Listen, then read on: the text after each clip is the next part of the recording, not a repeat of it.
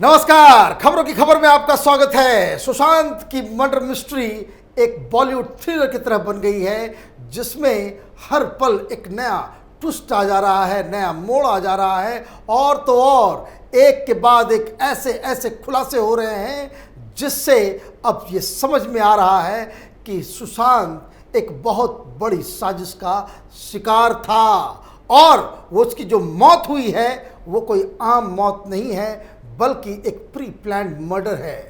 क्योंकि आज कई सारी डेवलपमेंट्स हुई हैं, 4-5 ऐसी खबरें आई हैं जिससे कोर्ट और राजनीति और जो इन्वेस्टिगेशन चल रही है बिहार और मुंबई के पुलिस के बीच, इन सारी चीज़ों में बड़ा प्रभाव डालने वाली है। लेकिन सबसे बड़ी बात, जो सबसे बड़ा खुलासा ये हो रहा है कि इस मर्डर मिस्ट्री में एक ऐसे राजनेता के बेटे का नाम आ रहा है कि जिसके नाम आते ही हिंदुस्तान की राजनीति में बवाल मच जाएगा और महाराष्ट्र की सरकार, ये जो 3 पहिए की अगाड़ी सरकार है, वो समय गंवाए गिर जाएगी। क्योंकि बहुत सारी इसमें खुलासे हो रहे हैं। ये बताया जा रहा है कोई एक शख्स था जो सुशांत की मौत के एक दिन पहले उस रात को उसके घर पे मौजूद था और जिसके साथ उसकी लड़ाई हुई है। पूरा डिटेल में बताऊंगा इसके बारे में, लेकिन 4-5 जो आज जो बड़ी बड़ी खबरें आई हैं उसको समझना जरूरी है कि किस तरीके से ये मर्डर मिस्ट्री अब एक लॉजिकल कंक्लूजन की तरफ बढ़ता चला जा रहा है। सबसे बड़ी खबर इस वक्त की ये है कि सुब्रमण्यम स्वामी ने एक और खत प्रधानमंत्री मोदी को दिया है और उन्होंने इस बार अब कई सारे सबूतों के साथ और ये गुजारिश की है कि ये जो सुशांत की जो मौत हुई है, इसकी जांच अब सिर्फ सीबीआई से नहीं होने से काम नहीं चलेगा, क्योंकि इसमें कई सारे बड़े नाम इसमें इन्वॉल्व हो रहे हैं। इसलिए इसमें एनआईए, ईडी और सीबीआई, ये तीनों जांच एजेंसियां मिलकर इस मर्डर मिस्ट्री को सॉल्व करे, इसकी जांच करे। प्रधानमंत्री कार्यालय की तरफ से कुछ एक्शंस तो लिए गए हैं, ईडी को लगाया गया है, लेकिन समय बीतता जा रहा है, सबूत मिटते चले जा रहे हैं। इसलिए प्रधानमंत्री कार्यालय में जो अधिकारी हैं उनको भी सोचना होगा कि एक तरफ पब्लिक का दबाव है, पब्लिक सच जानना चाहती है कि आखिर सुशांत की मौत कैसे हुई, और इसमें जितना समय बीतता जाएगा उतना ही इसमें जो सच्चाई लोगों की नज़रों से वो दूर होती चली जाएगी और इसलिए मोदी सरकार को तुरंत कुछ फैसला करना होगा। दूसरी खबर आई है सुप्रीम कोर्ट से।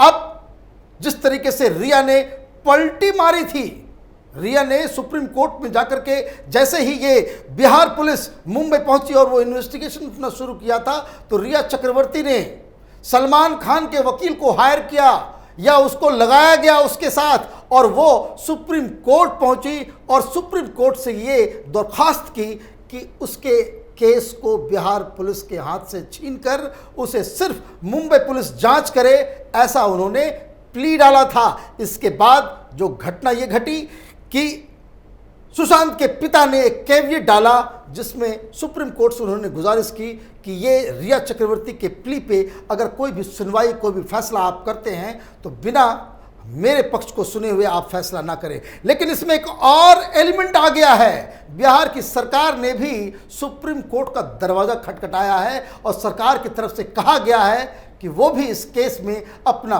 पक्ष रखने वाली है और इसलिए ये मसला कानूनी दांवपेच में तो फंसा ही है। लेकिन इन सब के बीच एक और बहुत बड़ा खुलासा हुआ है, जिसे लेकर सुप्रीम कोर्ट में मुंबई पुलिस और महाराष्ट्र की सरकार को एक ज़बरदस्त झटका लगने वाला है। वो झटका ये है कि रिया चक्रवर्ती ने जो ये प्ली सुप्रीम कोर्ट में इसने डाला है, उसका आधार क्या है? आधार ये है कि सुशांत के मित्र ने एक ईमेल के जरिए मुंबई पुलिस को एक दरख्वास्त की कि उसे बिहार पुलिस के लोगों के द्वारा फ़ोन किया जा रहा है, सुशांत के परिवार के द्वारा प्रेशराइज किया जा रहा है कि वो अपना बयान दर्ज कराए, और ये जो ईमेल जो मुंबई पुलिस को दिया गया था, ये ईमेल रिया चक्रवर्ती के पास पहुंच गया। मतलब ये कि इस प्ली को कि सुप्रीम कोर्ट में जो रिया ने ये जो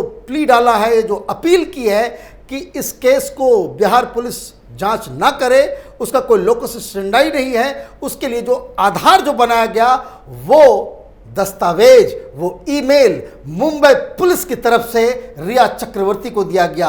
अब ये समझ लीजिए किस तरह का साठ गांठ बन रहा है कि मुंबई पुलिस वाकई इस पूरे केस में एक, जिसको कह सकते हैं, जोकर की तरह नजर आ रही है कि जिसके ऊपर इस मर्डर मिस्ट्री को सॉल्व करने की जिम्मेदारी थी। तो 45-46 दिन बीत गए, एफआईआर तक लॉन्च नहीं हुआ। जिन लोगों से पूछताछ करनी थी उससे पूछताछ नहीं हुई। जिनके ऊपर शक था, जिनको अभियुक्त बनाना था, उसके बयान को लेकर उसको गवाह मान करके इसने 15 मिनट में ही ये थ्योरी दे दी कि भाई ये सुसाइड है। अब जब ये खुलासा हुआ है कि मुंबई पुलिस ने ही इस ईमेल को लीक करके रिया के जरिए सुप्रीम कोर्ट का दरवाजा खटखटाया है, तो शक की सुई मुंबई पुलिस के ऊपर भी जा टिकी है कि क्या मुंबई पुलिस गुनहगारों को पकड़ने के बजाय गुनहगारों को बचाने में लगी हुई है। ये क्या माजरा है, ये किस तरह की साजिश है जिसका हिस्सा खुद मुंबई पुलिस बन गई है। एक सवाल इसमें और बड़ा उठता है कि मुंबई पुलिस अकेले तो इस तरह की गुस्ताखी नहीं कर सकती। उसके अधिकारी, उसके जो इन्वेस्टिगेटिंग ऑफिसर्स हैं, वो इस तरह की चूक तो नहीं कर सकते। ऐसा तो नहीं है कि उन्हें कानून का पता नहीं हो, उन्हें एक मर्डर सॉल्व करने का अक्ल नहीं हो, या उनके पास वो कैपेबिलिटी नहीं हो, या आप यूँ कहें कि इन्हें मुंबई पुलिस को सरकार की तरफ से, महाराष्ट्र की सरकार की तरफ से ये दबाव दिया जा रहा है कि इस मसले को किसी भी तरीके से दबा के खत्म कर दो, वरना महाराष्ट्र की सरकार गिर जाएगी। और ये ऐसा क्यों मैं कह रहा हूं, क्योंकि ये लगातार वहां के जो गृह मंत्री हैं अनिल देशमुख, वो बड़ी ही बेशर्मी के तरह वो लगातार इस बात को कह रहे हैं कि किसी भी कीमत पे सीबीआई जांच नहीं होगी। ये किसी भी कीमत, ये कीमत क्या है? ये गृह मंत्री की भाषा है। कोई इन्वेस्टिगेशन चल रहा है, एफआईआर अभी तक दर्ज नहीं हुआ है, और वहां के गृह मंत्री ये कह रहे हैं कि किसी भी कीमत पे। ये कीमत क्या है? तो कीमत ये है कि ये खुलासा हो रहा है कि सुशांत की मौत जिस दिन हुई थी, उस रात सुशांत के फ्लैट में उद्धव सरकार का एक बहुत बड़ा मोहरा सुशांत के फ्लैट में मौजूद था। खबर ये आ रही है, लोग ये बता रहे हैं, टेलीविजन पे ये चर्चा हो रही है कि उस रात फ्लैट के अंदर क्या हुआ, उसी से इस पूरी मर्डर मिस्ट्री की गुत्थी सुलझ जाएगी। बताया ये जा रहा है कि उस रात महाराष्ट्र के एक बहुत पावरफुल, या यूं कहें सबसे पावरफुल लीडर के सुपुत्र उस फ्लैट के अंदर मौजूद थे। पार्टी चल रही थी और उस रात सुशांत के फ्लैट में दोनों के बीच कहा सुनी हुई झगड़ा हुआ, और इसलिए ये मसला अब और उलझता चला जा रहा है, क्योंकि कई सारे सबूत जो उस फ्लैट और उसके आसपास जो पहले से जिसकी बातें हो रही थी, जैसे सीसीटीवी का फुटेज अभी तक पता नहीं चल पाया है। वो कौन लोग थे जो उस रात उस मीटिंग में थे, उस पार्टी में थे? बताया ये जा रहा है कि कोई बहुत बड़े फिल्म डायरेक्टर भी उसमें मौजूद थे, एक दो एक्टर और भी थे, उसी बॉलीवुड गैंग से जुड़े हुए लोग उस पार्टी के अंदर, एक बहुत बड़ा नेता और एक बड़ा डायरेक्टर और दो फिल्मी एक्टर उस पार्टी के अंदर मौजूद थे, जिस बीच सुशांत और उस लीडर के बेटे के साथ वो वहां पे झगड़ा हुआ। सीसीटीवी फुटेज अगर होता, या यूं कहे कि ये अब तो शक इस बात पे जा रहा है कि सीसीटीवी फुटेज को शायद अब ये जानबूझ करके गायब कर दिया गया है, क्योंकि ये सवाल लोग पूछ रहे हैं कि ऐसा कैसे हो सकता है कि अचानक से सीसीटीवी का फुटेज ही गायब है। क्योंकि अगर सीसीटीवी फुटेज होता तो ये पता चल गया होता कि सुशांत की फ्लैट में उस रात कौन कौन पहुंचा था और कौन कितने बजे वहां से बाहर गया था।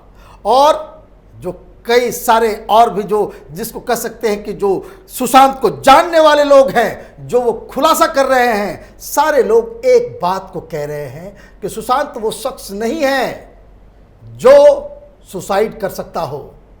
एक इंटरव्यू चल रहा है 2-3 टेलीविजन चैनल पे, अंकिता लोखंडे का, जो उसकी पुरानी गर्लफ्रेंड थी, वो साफ साफ कह रही है कि पैसे की वजह से या किसी प्रेशर की वजह से, फिल्म ना मिलने की वजह से सुशांत आत्महत्या नहीं कर सकता। वो एक जिंदा दिल इंसान था और वो इन सारी चीज़ों से वो कहीं वो अलग था, इन सब से ऊपर था। इसलिए ये सुसाइड की जो थ्योरी जो मुंबई पुलिस दे रही है वो बकवास है। अब और इसमें गुत्थी समझने की बात है।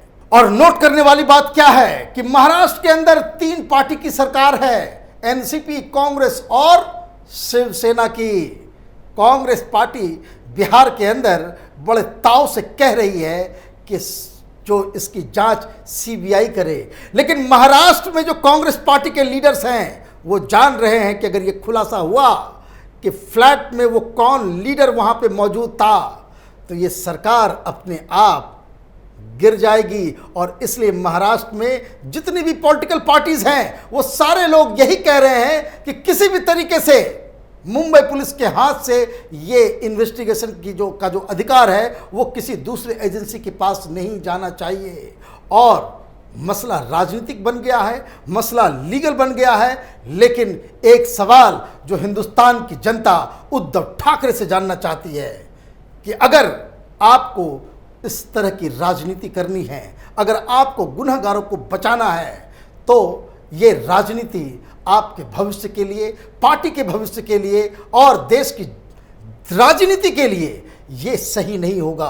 क्योंकि बॉलीवुड में इस तरह की मौत अगर होती है तो ये देश की जनता को जानने का अधिकार है कि वो सीसीटीवी फुटेज कहाँ गया और सुशांत के फ्लैट में वो कौन सा लीडर था वो उस रात मौजूद था, वो कौन कौन फिल्म इंडस्ट्री के लोग थे जो उस पार्टी में मौजूद थे।